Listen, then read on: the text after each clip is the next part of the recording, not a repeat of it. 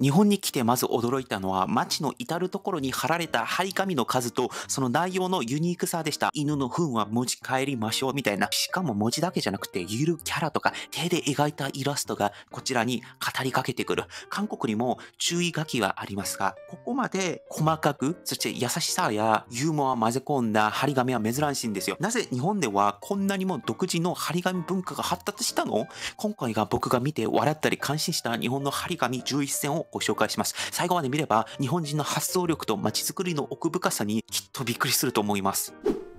まずですね、一つ目はこれですね。日本の張り紙はですね、怒っていてもなぜか笑ってしまう工夫があるんですね。この壁の一枚もそうです。最初は真っ白な文字で、ここにガキガキしたらぶちこしますよと、もうなる場合だったのに、役所から注意されて、プチコロ来ますよに祖父とか、さらに可愛い柴犬、プチコロちゃんの写真付きで、威圧感ではなくて、癒し効果が増している。もう普通はもう落書き禁止とか罰金3万円とか冷たく事務的に書くじゃないですか。僕はこの張り紙を見た瞬間、笑いながらも怒りすら可愛くするこの力にびっくりしました。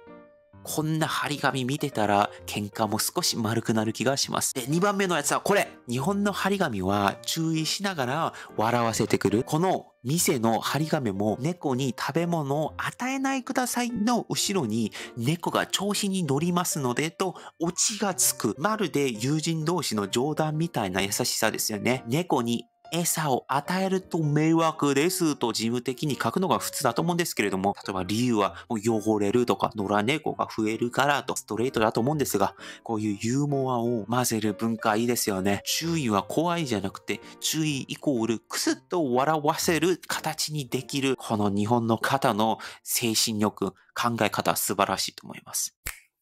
3番目はですね、これです。日本の張り紙や看板には時々意味不明なのに引き付けられるものがあります。この真っ赤な看板もですね、そうだと思っていて、スパゲッティは運転できませんと思わず二度見してしまう。下の小さな文字を読むと、おもちゃ団地みたいなのが書いてあって、どうやらおもちゃの車と料理名をかけたジョークなのかな？普通看板って実用性重視で、笑いを狙う発想ってあんまないんじゃないですか。入り口とか。店はこちらみたいな情報だけが淡々と書かれると思うんですけれども、僕はこれを見た瞬間爆笑しました。言い方悪いかもしれないですけど、ここまで無駄な遊び心を混ぜることによって逆にマーケティング効果を高めてるんだと思って面白くていいよねと思います。4番目はですね、これです。日本の張り紙や看板には時々なぜそのデザインにしたのって突っ込みなくなるような文化ありますよね。この空室案内にもこのマークが安心をお約束しますと書かれているのに、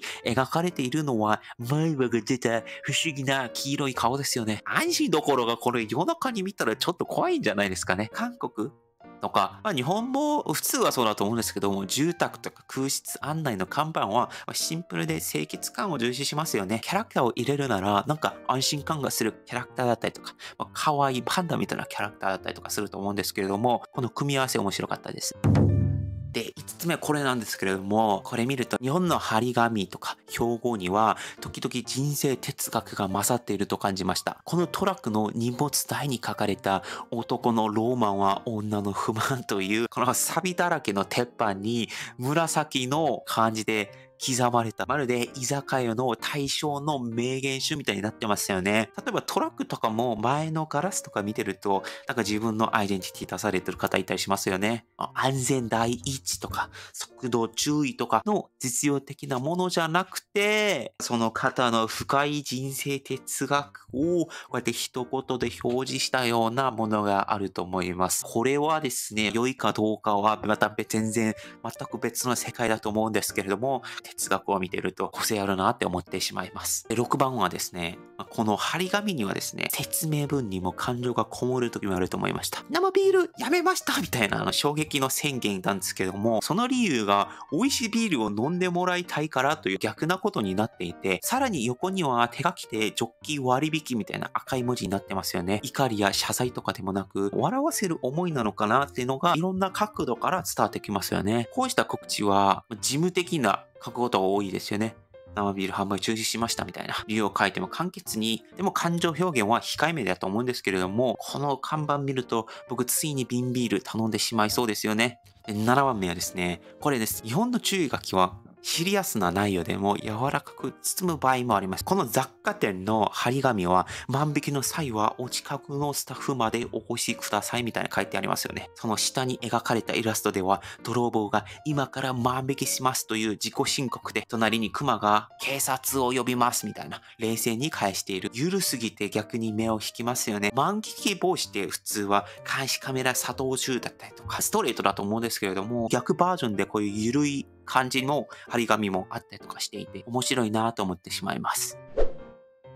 で、8番目はですね、日本のスーパー関連なものなんですけれども、スーパーって時々お客さんへのツッコミをはみ紙にするときありますよね。この売り場では、ポテトスナックの上にお肉ばかり食べてないで、野菜も食べなさい。その横には、さや大豆は野菜に含まれますかと自問の札まで。まるで店と客が漫才しているような感覚ですよね。こうした食品売り場のポップって、おすすめとか特価というストレートな場合が多いと思うんですけれども、たまにこうやって漫才してるように、突っ込むように、ボケるような漫才を入れると、買いそうななる場面ありますよね。特にドン・キホーテさんだったりとかも、こういった買い物してると、面白いと感じるポップとか張り紙多いんですけれども、外国の方々ってそれを小さな娯楽として楽しめる方が多いというふうに言われています。で、9番目ですね、これなんですが、この売れ残りにもドラマ与えてますよね。この年越しそばのポップには大きくかわいそうに年越せなかったそばみたいなの書いてあって、その上で一服50円という破格の値段ですよね。おそらく値下げ理由っていうのは賞味期限かと思いますが、このようにユーモラスに、ストーリーを盛らせるっていうところが、物語、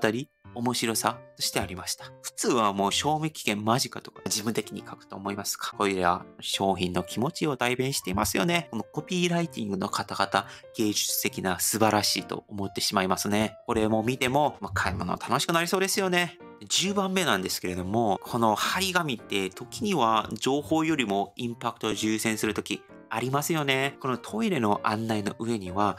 何を書いてるかわかんないように加工され、内容が全く読めない字が印刷されてますよね。まるで漫画の集中線だけを抜き出したようなビジュアルで逆に気になってしまう。でもその下の案内板にはトイレはこちらというシンプルな矢印だけ。こんな謎めいた飾りを加える発想はもう面白いと思いました。なんて書いてあるんだろうな。これ街の中で見かけると多分1分ぐらい読み終わるまでにずっと立ってる気がしますね。トイレ案内でさえ物語変えること、いいですね。なんて書いてるんだ？牛乳は脱衣室入り口伝いにしまいます。わかりませんでした。コメント見てる皆さんこれ教えてください。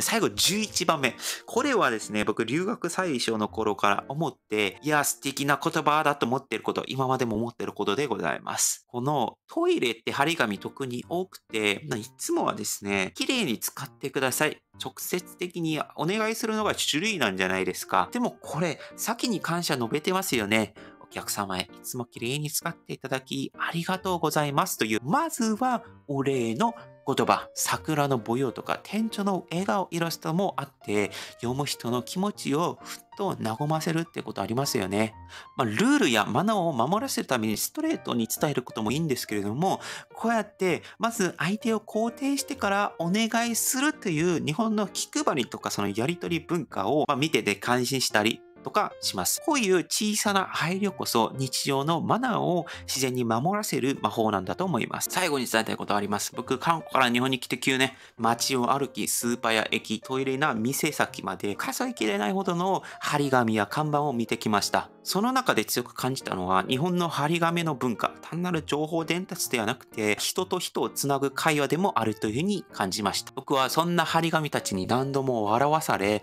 時には心を動かされましたね。今日はネットで拾った画像が中心なんですが、日頃からそういうことを見つけていて、いや、いいなというふうに思ってしまいます。それは、ルールを守らせるとか告知するっていう場面もありますが、街とか人とを好きにさせる、つながりさせるっていうのもあると思ってるんですよね。もし次に街で不思議な張り紙を見かけたら、立ち止まってじっくり読んでみてください。そこにはきっと小さい優しさとか遊び心が隠れていると思います。今日も以上でした。パックンでした。アンニョーン。